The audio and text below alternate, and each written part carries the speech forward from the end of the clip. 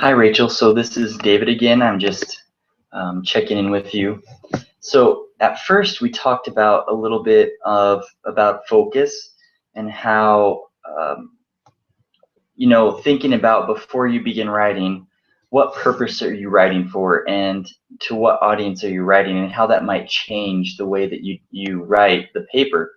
So one thing that I would suggest is going back through your paper again and looking at what would Brother Ostad, a doctorate in humanities, consider important material to back up an argument for what you're saying. So he, with a lot of extensive knowledge that he has, might want a little bit more facts and a little bit more examples that are more, I guess I could, what should I say?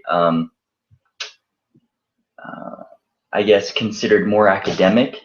So I would go back through and think, okay, so I'm arguing this. What can I use to back this up that he would consider to be a good arguing point from his standpoint? All right, so the next topic is content. As we look up the pyramid, it says that what content should I include or leave out to accomplish my purpose for my audience in my context? So something that I want to show you really quick is your paper, and I want to show this to you because there are certain parts of it that I feel could be greater or more focused towards your thesis statement. So if I am correct, your thesis statement is this portion right here that I have highlighted, suggesting that while Aristotle and Tolstoy both provide decent definitions of art, both fall short of fully embodying what genuine and good art is because they only address a portion of what art is. Through Greenberg's definition, I believe we are able to envision what good art is and should be because he altogether describes art as being able to lead to new insights and ideals. So that's your thesis statement. One thing that I would suggest in that is taking out the "I believe" part in Greenberg's sentence and fully taking a stance and saying this is true. Even though obviously it's subjective, you're arguing this point. So what your argument is that Greenberg's definition is better than Aristotle and Tolstoy's. And so I noticed also down here in your conclusion, you gave a definition of what you thought art was. The introductory paragraph would be the best place to add that information.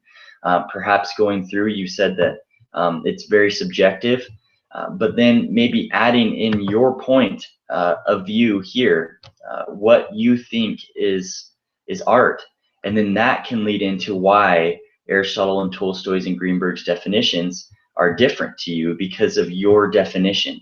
So you can define it yourself and say, this is what I feel art is, and here's Aristotle, Tolstoy's, and Greenberg's definition. Greenberg's is better. So that's just a suggestion. You can do whatever you want with that.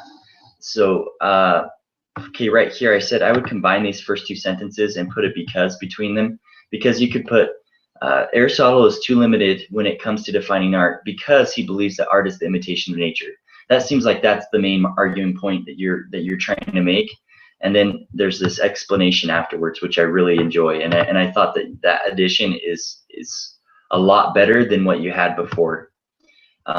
It could definitely use some work throughout the paragraph, but one thing that I want to tell you is that throughout all this whole paper, whenever you write something like this, Aristotle's is too limited, you tie that back into your thesis statement all the time. So I love that's focused on your thesis statement. Now, every point within the paragraph that you make, the content that you put in it, should always point back to the first sentence of your paragraph, which is describing your main argument or the point that you're trying to make. And then it should also tie back into your overall thesis statement for the paper.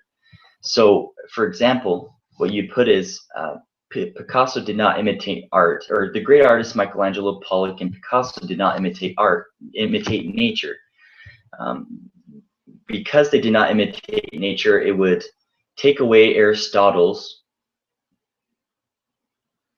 definition and cause his definition to not be as effective as perhaps Tolstoy's and Greenberg's. And then you can say that ties it back into the first sentence as well as back into your thesis statement. So don't use those exact words because it's not done very well, but you get the general idea. Every single evidence that you use or point that you make within the paragraph should always point back first to the thesis topic and then to the thesis statement of the overall paper. So that's one thing that I would like you to go through and look through your paper and see, try to find, how can I tie this back into my thesis statement, and try to take out all of the ideas that you can't tie back in, and take out a lot of the filler things, and then add in what you feel would be important. And I know that it's Friday morning, so it might not be that well, but I mean, that enough time to do it. But I think that what you will do will be highly effective and will allow you to get a better grade on that. So lastly, what I want you to talk about, I put how and why does pushing the boundaries put himself in his work. Just things like that, where you always should back up your point and always tie that back into the thesis statement. Lastly, the concluding paragraph should go over a brief summary of what you argued in your paper, and with that, an explanation and a kind of a repetition with a difference of what your thesis statement. So basically, you're going over everything that you talked about and why that backs up your thesis statement, but you're not giving any new information. You're just retelling it with a difference. And so the reason why you don't give new information is because then you have to back it up, and then you have to go back again. So I would, instead of putting your definition of art in the last paragraph, I would put that in the first paragraph, and then talk about that, that's kind of like an introduction into the rest of the paper. So hopefully you have enough time to do this right now. And I'm sorry that I'm getting this to you in the morning, but I know that these changes would help to improve your paper. And I want to say that you show great promise for the rest of the semester.